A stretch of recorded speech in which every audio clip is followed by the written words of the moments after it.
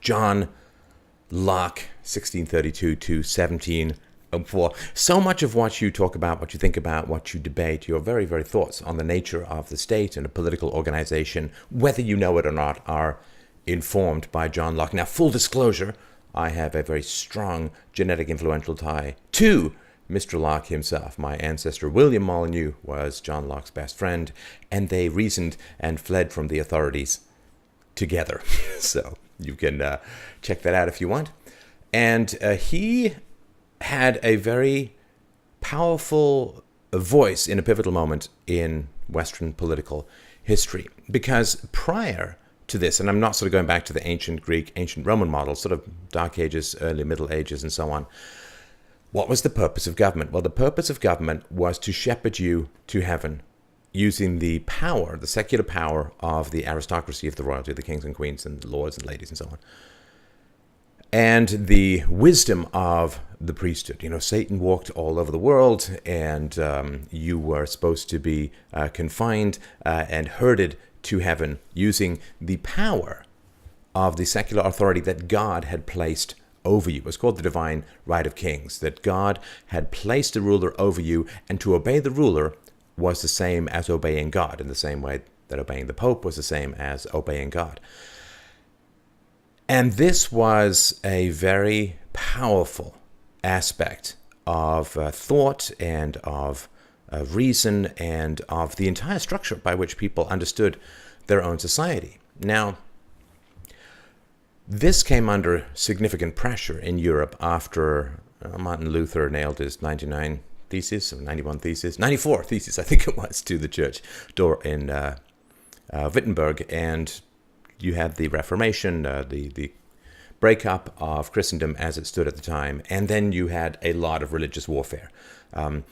Multi-religion within the state was the equivalent of multiculturalism, or where it may be going, in the sort of modern West, where you have each group vying for state power to benefit itself and to harm those in opposition. You have a zero-sum game or a negative-sum game, given that the state takes a lot of its resources from this kind of stuff.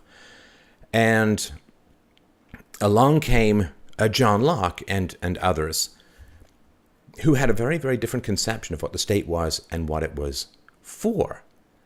So he said, no, people are naturally free and equal.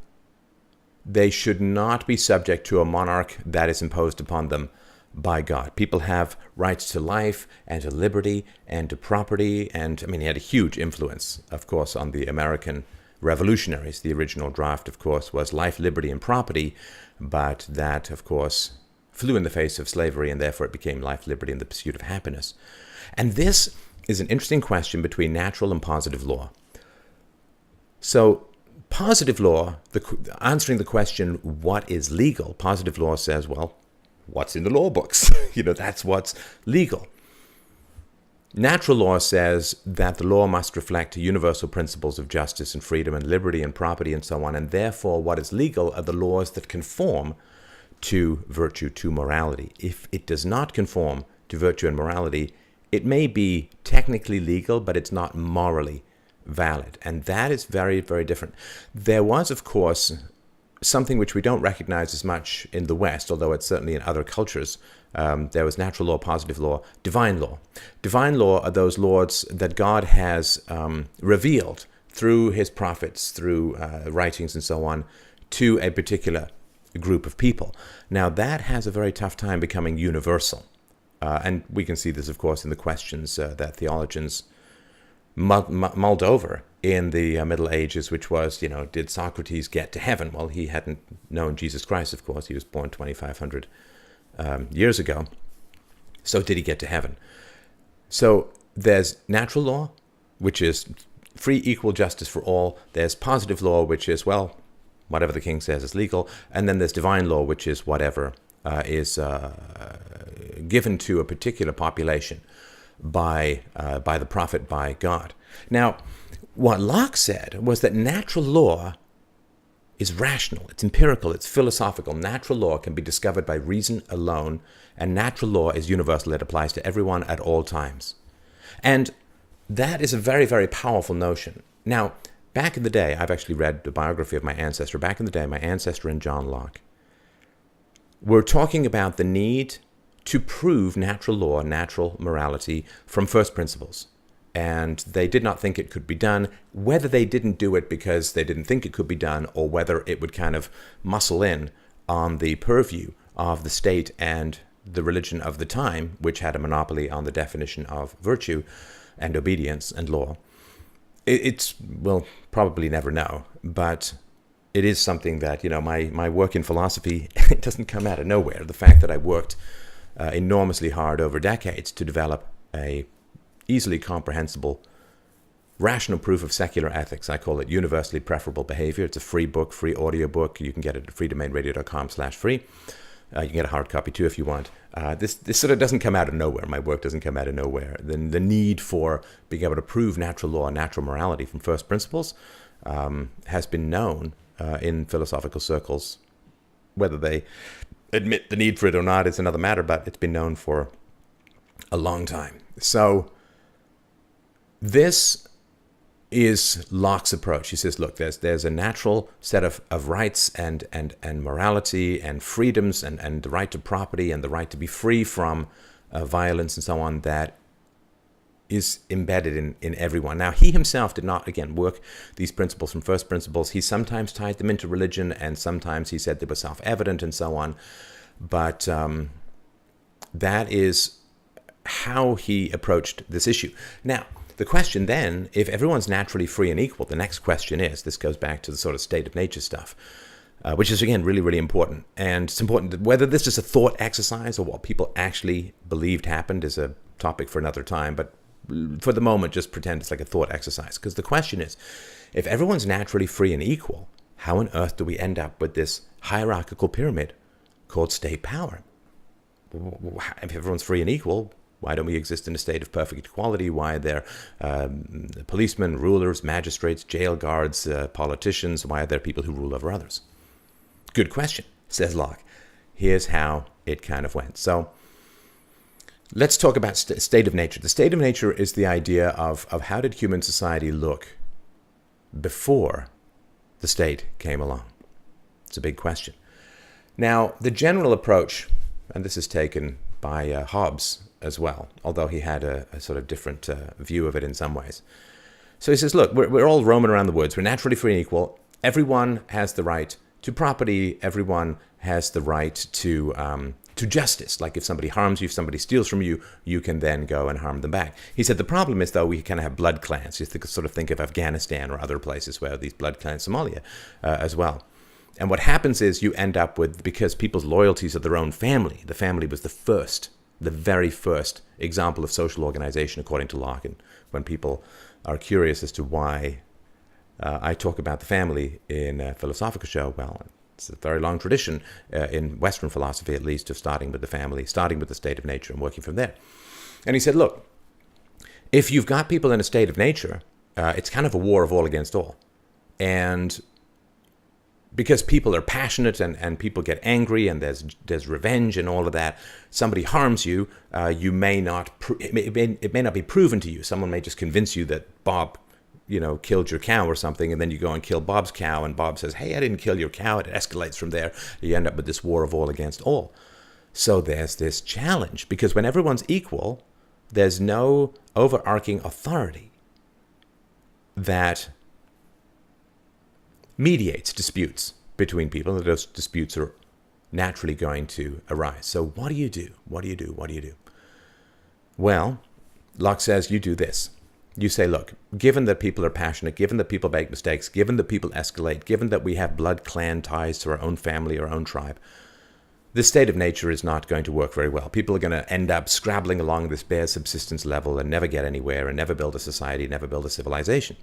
Also, when it comes to justice, given that there's blood clans and people have local disputes, who can be the objective third party to resolve those disputes? Almost everyone involved has some conflict of interest, so it can't really work out that well.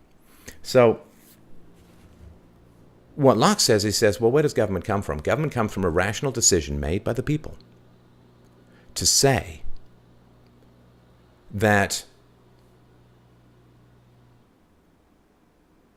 we are going to surrender some of our rights in order to gain more rights.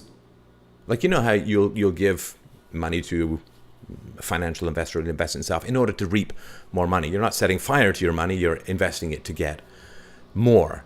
So there's a social contract where people say, I'm going to give up some of my rights of retaliation, I'm going to give up some of my rights of adjudication, of revenge and so on to the government so that my life becomes more stable and my property is better protected. And we have one central power that is so strong that retaliation becomes virtually impossible. You know, like the Hatfield and McCoy clan warfare that kind of goes on. If you have one state that's all powerful, well, nobody can really take revenge against the state because it's more powerful than any individual. So there's a lot of reasons, he would say, to do this. Now, because he had seen, as if everyone had seen, these religious warfare, particularly in Germany, it's brutal stuff going on in Germany during this time. The question of freedom of conscience with regards to religious belief, freedom of religious belief, separation of church and state, for want of a better phrase, that was a big question at the time. And he said, here's the problem. We have reason, we have philosophy, we have empiricism, and of course science was making great strides. It was only 200 years until it was safer to go to a doctor than to not go to a doctor. So his epistemology, the study of knowledge, was very informative to Locke in this way, because he said, look, we can't know the truth about that which is based on faith. We can't, objective, empirical, prove to other people scientifically. You know, we can scientifically prove that the Earth is a sphere. We can scientifically prove the objects fall to the Earth at the same rate of acceleration. We can prove a wide variety of things, but we cannot prove revelation. Revelation is subjective. It is innate. It is beyond the bounds of reason. And therefore, anyone who claims to objectively and decisively know the truth of certain religious ideals or precepts or tenets is wrong. And because you cannot decisively, objectively, scientifically, rationally, philosophically prove particular precepts in religious thought, we must all follow our own conscience with regards to this. You cannot allow churches to have coercive power over their members. And of course, he pointed out in the Bible, certainly with Jesus, there's no example of forcing people into particular beliefs. That is not a perspective shared around all religions around the world. But true faith, you can't force true faith. It must be chosen. And no one has any right to believe that they're more correct than anyone else with regards to objective and empirical law. He gave an example, and this wasn't just Locke who did this. He gave an example and said, look at the Ten Commandments. If you look at the Ten Commandments, and there's a lot of Old Testament law, but if you just look at the Ten Commandments, are they binding on all people? Well, no. The Ten Commandments begin with the phrase, "Hear, O Israel." O Israel, not all mankind, and therefore they're really only binding on the people that they're addressed to. They're only binding on the believers within that. So this was a big challenge that he overcame by just saying tolerance is necessary for these ideas. Now, he was a big fan of property, and this is a huge change from the Middle Ages. Harkens back really to Roman law, at least early Roman law before the welfare state. He was a huge fan of property, and this is kind of a new middle class concern. Property was managed in the Middle Ages by basically having the people be bound to the land. They were freer than slaves, but not as free as urban workers in the 19th century. They were serfs. But the problem was that when agricultural improvements began, you had a lot more children who survived to adulthood, and therefore you had to keep subdividing your land, and the land became increasingly inefficient. You had these little, like jigsaw puzzle pieces of land, this sort of like think of a sort of stained glass depiction of a phoenix with all the slivers of fire and so on. The land became completely unmanageable. And so property rights became a huge issue with the excess of agricultural productivity that occurred in the mid to late Middle Ages. Huge. Unbelievable. 5 times the agricultural productivity, 10 times. In some cases, 15 to 20 times more food was produced by more rational property, by the introduction of winter crops, turnips and so on. And they figured out crop rotation and letting the land lie fallow as a huge improvement. And a lot of it had to do with more of a free market in land and a rationalization of the land. Of course, what this did was it kicked a lot of people off the land. Because, if you're rationalizing the land, you just need fewer people to farm it. So this created the flight to the cities, where they were waiting industrialists who wanted to put the new urban labor force to work and so on. So it really was a wild and crazy time and a lot of suffering. But the suffering was more visible, right? When people dying on a farm 100 miles away in the Middle Ages, nobody knew, and only the local community cared. When you get a bunch of writers and people with new communications technology seeing all of these poor kids in a city, well, you get this Dickensian horror of child labor and so on. But it wasn't that there was new child labor. It's just that children weren't dying, and therefore they were working, and they were only not dying because they were working. So Locke said that the primary purpose of government is to protect people from violence and to protect their property rights. It's a huge change from the Middle Ages, that the purpose of government is to keep Satan at bay and shepherd people to heaven under the power of an absolute ruler who is given his power by God and under the tutelage of the clergy. So he said, no, man, it's all about property. We accept a government because it protects our property better than a state of nature does. We give up some of our rights in order to end up with more. We give up some of our freedoms, the freedom to seek revenge upon our own, and so we give up some of our freedoms in order to get more freedoms. Now, this is very interesting because there were a lot of revolutions going on at the time. A lot of fermentation, a lot of discontent, because you had this rising new industrial class, middle class, and so on. So what's fascinating about this, and where John Locke deviates from Hobbes says, oh yeah, nature red in tooth and claw, state of nature sucks. It's like Mad Max beyond the Thunderdome, from here to eternity. So what we need to do is we surrender our rights and we can never get them back. Because the state of nature is always worse than anything the government has to offer. So you surrender your rights, you never get them back. It's in perpetuity. Locke said, no. If you surrender your rights to the government in order to protect your property, if that government no longer protects your property, you pull those rights back. You have a revolution. You change your government, because the government is a tool by which you protect your property rights. And if the government ends up harming your property, taking your property, ends up being tyrannical with regards to your property, it's no longer a legitimate government, right? Sort of like, I hire a security guard to protect my property. If I find out that security guard is stealing from me, then he's not protecting my property, he's stealing from me, and therefore I'm going to fire the security guard. So that's how it works with regards to the state. So this is very powerful stuff. The conditions, and of course, again, think of the American Revolution, this question of no taxation without representation, and so on. So this sort of social contract, of course, you can't ask each individual to sign it. So this sort of voting and majority rule and so on became the way that it worked out. And Locke has some really, really fascinating stuff to say about property and what's viable and valid property and so on. But I really wanted to spend a few minutes just helping you to understand just how powerful this idea is, and of course very relevant now that property rights are being horrendously overturned and stripped of people by their states, that modern governments were formed in many ways on the premise that if the government isn't protecting your property rights, it's a bad contract and you have a right to change your government. That is a very, very powerful notion, something to really think about, and I hope that this helps you at least understand some of the basis of where